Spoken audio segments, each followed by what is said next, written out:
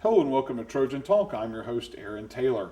Today we're going to find out how the Concert Chorale can possibly make a trip to world famous Carnegie Hall. And my guest today, Diane Orlofsky, is going to tell us how they can get there and how you could potentially help them get there, because they're going to need a little bit of help. But before we get to talking about how folks can help out, let's talk about how this all happened, how an invitation to Carnegie Hall was extended. This was really exciting and unexpected, Aaron, and thank you for having me on here. We have a relationship that we've developed since 2011 with composer-conductor Eric Barnum. We've commissioned 2 works from him, and we just premiered one for the people that come regularly to our concerts. We'll remember Evensong. We just premiered this in April. And so I thought, that's lovely. We have 2 lovely bookends, and that will be great. And then I received an email from him back in April saying, would you consider doing this? And I was like, would I consider it? And then a formal invitation followed to next May take the chorale and participate in a premiere of a multi-movement work by Dr. Barnum, in addition to the Troy University Commission piece, Evensong, which will also be getting its Carnegie Hall premiere, which is super cool. So the piece that was done specifically for this group, this group, they get the chance to perform it in that venue, and so it's very, very special. It's a limited number of choirs that have been involved, about 120 singers, I think, total. We have 36 of those 120, and so it's definitely something that I think the kids they were very excited about, but they're going to work very hard for. Work very hard, meaning they're going to practice, right? And practice. And practice it, because I hear that's how you get to Carnegie Hall. That's how you get there, yeah, apparently. I couldn't help myself there. Yeah, but, I know. But let's talk a little about kind of an interesting background to this was that you're kind of, by getting this invitation, you're fulfilling a mandate, and so that's kind of got a little funniness to it, but it's still, there was a mandate. It's very special. Back when they were building the new John M. Long Hall, Dr. Hawkins was showing me around. It was still in construction phase, and he came over and he put his hand on my shoulder and said, "Okay, now we're building this for all of you.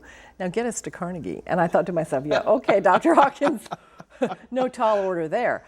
And so it was very gratifying for me then to surprisingly be able to go back to him and say, guess what, Dr. Hawkins, we now have an invitation. Invitation to make it there. And in addition to the performance, there's going to be opportunities when they get there. They're going to basically hit the ground running when they get there. So. Yeah, and they'll be in rehearsals with Dr. Barnum for 3 days.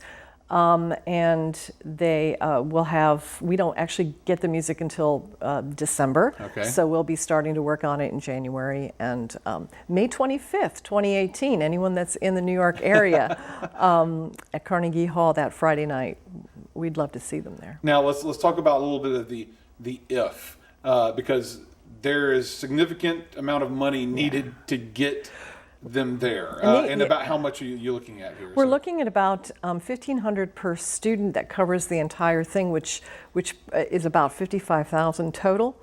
And for that's a lot of money. However, our kids were so excited about the prospect. They're home right now trying to raise sponsorships in their hometown. I'm doing that here locally in Troy. We've reached out to the Connecticut, New York, and New Jersey alums because a lot of our kids work 2 and 3 jobs to stay in school. And so we would love to have sponsors to say, I want to help them, even with a small seed grant. To the Troy University Foundation, which of course is tax deductible. And of course, and once again, they're working hard, but right now, you've got the viewers out here and anybody out there, if they want to see this dream fulfilled, and this is a big dream for the students in this choir and yourself, what do they need to do? How can they help out? What is the easiest way to put you guys on a plane to New York? Well, I mean, they can contact me at Troy Chorale at troy.edu if they have questions.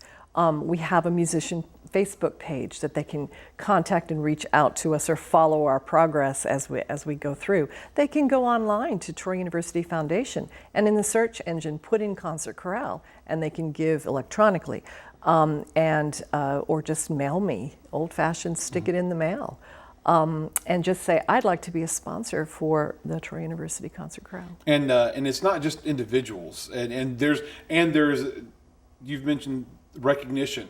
If there are any businesses or organizations Sure. that want to do Absolutely. this, there will be a way for them to be recognized for their philanthropy here. Every time we do any kind of publicity or benefit concerts, we're just going to get their name out, just to say these folks are helping us. They believe in what these young artists are trying to do, and we will do our best to proclaim them. You know, the old-fashioned patron. You know, people used to be patrons of the arts. That's really what we're asking for here. And of course, the trip isn't until May, but there are some, I guess, milestones and some deadlines that you have to hit throughout the year. Yeah. So the sooner this money comes in, the better. Yeah, for the our group. next milestone, if you will, our benchmark will be in September. Okay. And we've already had one that we've had to meet. Okay. And then no university, we're not asking the university to underwrite this. We're going to try to bring this in on our own as best we can. All right. Well, good luck in the fundraising efforts, and good luck on the trip. I'm looking forward to it, and I'm sure we'll probably bring you back I'd again love once we to get a come little back. more updates on how things are going. I'd love to come back. All Thank right. you. Thank you, Diane. And thank you for joining us on today's edition of Trojan Talk.